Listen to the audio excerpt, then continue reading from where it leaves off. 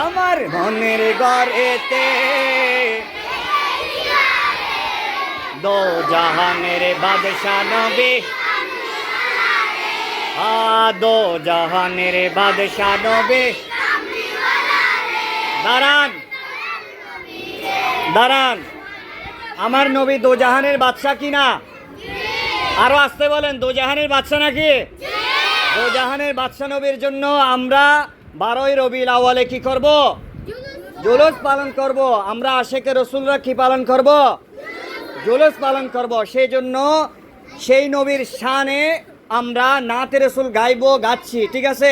জোরে জোরে, যার থেকে যতটুকু শক্তি আছে, ঠিক আছে, আমরা সেই শক্তি দিয়ে আমাদের রসুলের শানে আমরা নাতে রসুল পরিবেশন করবো, ঠিক কিনা? দেখি সবাই বলেন তো, দো জাহানের বাদশা নবী, দো জাহানের বাদশা নবী, আমার মনের ঘরেতে, আমার মনের ঘরেতে দো জাহানের বাদশা নবী, দো জাহানের বাদশা নবী। আদি পিতা আদম যখন দয়াল নবীর ওসিলাতে, আদি পিতা আদম যখন দয়াল নবীর ওসিলাতে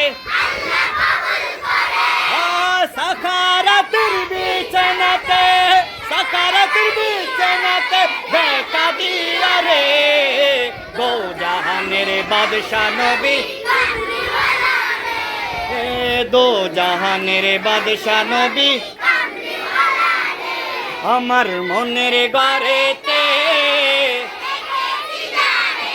আমার দিলের ঘরেতে